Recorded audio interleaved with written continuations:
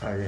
예, 그 용기 일단은 저희가 예. 처음 병원에 왔을 때 다시 한번 제가 설명 좀 드리자고 하면 처음 병원에 왔을 때 이제 생식기 주변에 뭔가 딱지, 네. 딱지 같은 게 이런 식으로 좀 자리를 잡고 있는 그 부분이 좀 보였어요. 그래서 이게 저희가 딱지를 좀 제거를 하고 나니까 오른쪽에 보는 것처럼 이제 소변이 나오는 통로, 이 소변 구멍 자체가 잘 형성이 되어 있는 게 확인이 됐었거든요.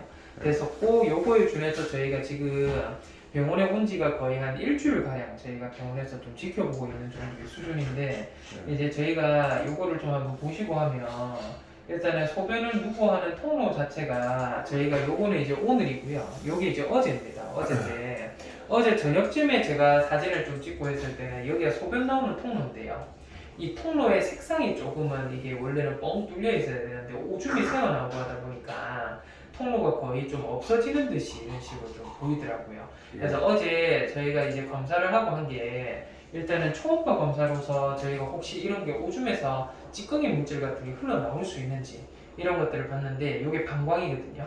방광 안에 지금 보시면 하얀 것들 보이시죠? 예. 이게 뭐냐면 방광 슬러지라고 해서 찌꺼기 물질입니다. 예. 이 찌꺼기 물질이 소변을 통해 가지고 많이 흘러나오고 하면 소변 색상이 노랗고 맑은 게 아니고 좀 탁하고 뿌옇게 보여요.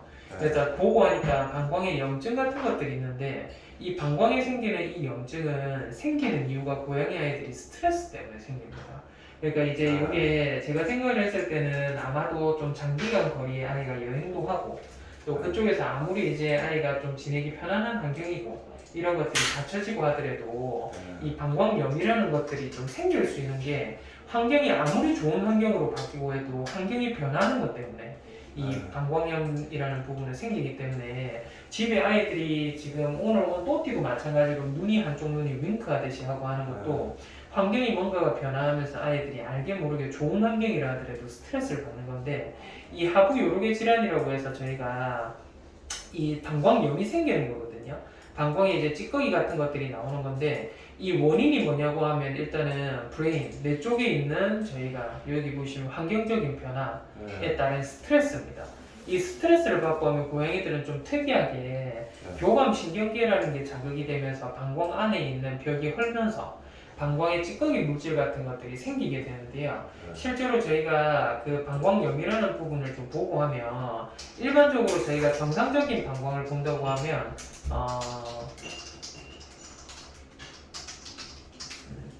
정상적인 방광은 방광 안에 아무것도 없는 새까만 상태의 이런 정도가 정상적인 방광입니다. 방광에는 깨끗한 물이 차 있어야 되기 때문에 이런 식으로 보이는데 방광염이라는 거는 방광 안에 이런 식으로 찌꺼기 물질, 슬러지 같은 것들이라고 저희가 표현하는데 이런 것들이 얼마나 많이 쌓이느냐에 따라서 방광염의 증상이 심하고 안 심하고를 하는데 대부분의 아이들은 방광염이 아예 없을 수는 없어요. 이 혼자만 생활하는 아이들도 방광에는 약한 정도의 방광염증이 조금은 있다라고 표현하는데 이 방광염증이 너무 심해지거나 하게 되면 지금 아이한테 보는 것처럼 이게 이제 새하얗게 안에 뭐 물질 같은 것들이 많이 생기게 됩니다. 지금 보시면 물질이 상당히 많이 들어차 있다라는 부분이 보이는데 이런 물질들이 이 오줌 통로를 통해서 나오게 되면 실제로는 이제 찌꺼기 물질이라고 해서 그런 부분을 좀 형성을 합니다. 그래서 찌꺼기 물질이 제가 이제 아까 전에 보여드렸다시피 이 오줌이 나오는 통로 여기거든요.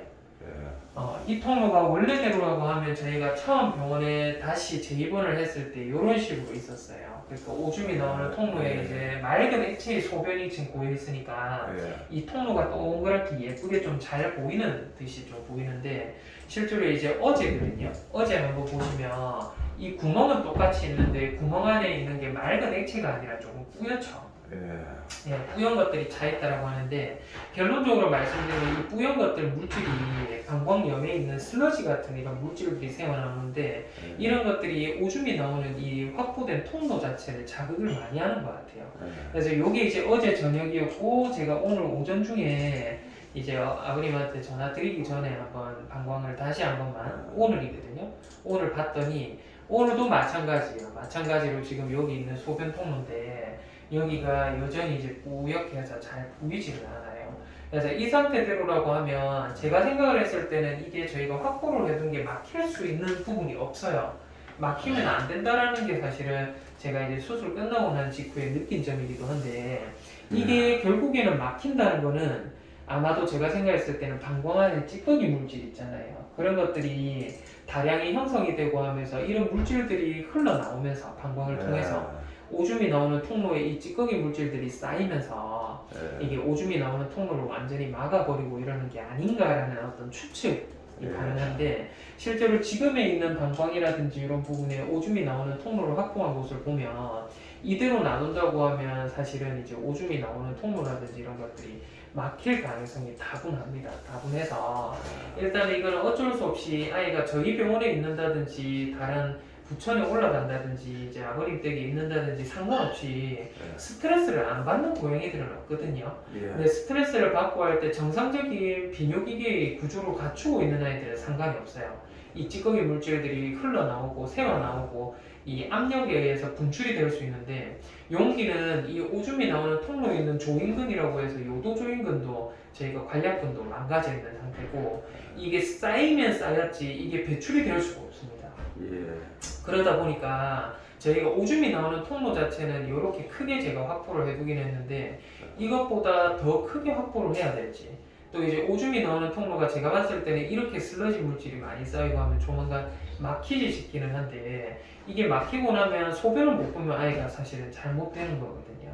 그래서 이게 제가 봤을 때는 1차적으로 이렇게 하면 되겠다라고 해서 사실은 교과서상에 나와 있는 수술 방법이 아님에도 성공적으로 요도라고 해서 인공적인 소변 나오는 관을 확보를 해둔 건 맞기는 한데, 이게 이제 제가 봤을 때는 최종적으로 이대로라면 아이가 또 문제가 생기고 막히고 소변을 못 보게 될 것 같아 라는 어떤 확신적인 어떤 생각이 좀 들기는 합니다. 그래서 제가 생각하기에는 이 구멍은 제가 봤을 때 며칠 이내에 막힐 것 같아요. 찌꺼기 같은 것들이 많이 형성이 되고 하면 막힐 것 같아서, 일단 용기는 어제 제가 요 물질이 탁해지는 걸 확인하고, 이 저희가 방광염 사료, 그러니까 저 염증을 조금은 줄여줄 수 있는 사료가 따로 있거든요. 그 사료로 교체를 해서 일반 사료 말고 용기는 저희가 처방식 사료를 지금 급여를 하고 있고요. 그거 외적으로 지금 방광에서 소변 나오는 통로라고 해서 이 관이 있는데, 이 관을 저희가 어떻게 좀 다른 쪽으로 해서 관을 한번 확보를 한다든지 다른 차후의 문제를 좀 생각을 해봐야 될 것 같아요. 그래서 요게 일단은 저희가 이제 요도라는 구멍을 확보를 하고, 오줌이 나오는 관 통로가 원래는 저희가 작게는 1mm에서 2mm 정도의 굵기밖에 안 됩니다. 이 정도의 굵기밖에 안 되는데, 이거를 최대한 제가 크게 확보를 한다고 확보를 해뒀는데, 이걸로는 제가 봤을 때는 용기가 안 될 것 같아요. 그래서 2차적인 수술이 필요하겠다라는 생각이 좀 들고요. 이 수술의 진행 방향이라든지 어떻게 좀 요도라는 관을 확보를 할지는 사실은 저 혼자만의 어떤 생각이 아니라 일단 저희 병원에 있는 다른 원장님분들하고도 제가 좀 상의를 한번 거치고 해서 일단 용기가 다시 한번 이 관을 확보를 하는데 요 방법 말고 다른 방법을 통해서 관을 확보할 수 있는 방법이라든지, 아니면 요 안에 있는 슬러지가 쌓이더라도 좀 배출이 좀 잘 될 수 있도록 진행을 할 수 있는 방안이라든지, 다시 한번 요 관이 막히기 전에 재수술이라는 부분을 좀 거쳐야 되지 않을까라는 좀 생각이 좀 들기는 해요. 그래서 요 부분은 일단은 지금 소변도 잘 보고 원활하고 밥도 잘 먹고 아주 건강합니다. 건강하게 잘 있는 상태긴 한데, 일단은 제가 병원에서 한번 좀 지켜보시고 이 부분에 대해서 제가 어떤 치료 방향으로 진행을 할지가 좀 확정이 되고 하면 바로 2차적인 수술에 좀 들어가야 될 것 같아요. 그래서 용기는 그렇게 해서 저희가 병원에서 좀 보는 걸로 하고, 일단은 오늘은 용기만 좀 면회를 좀 잠시 좀 하시고 그렇게 해서 제가 요 방향에 대해서는 좀 한번 고민을 좀 거듭 해보고 그리고 제가 또 수술에 대한 방향이라든지 이런 것들은 다시 한번 브리핑을 한다든지 아버님한테 연락을 드린다든지 그렇게 좀 하는 게 맞지 싶습니다. 알겠습니다. 그래서 일단은 한번 들어오셔서 한번 좀 보도록 할게요. 수고하십니다. 안녕하세요. 수고하십니다. 용기야, 묻잖아. 도망가기나. 용기야, 왜 고개를 파묻노? 용기야, 도망가지 마라. 때깔이 얼마나 좋노? 아이고, 저 털빛깔도 윤기가 나고 다 좋은데, 용기야, 왜 그래?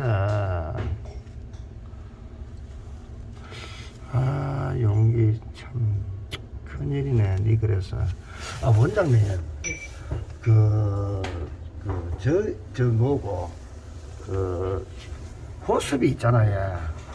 호흡이 호습이 지금 네카라 때문에 먹는 것도 제대로 못 먹고 그런데, 요런 네카라를 네.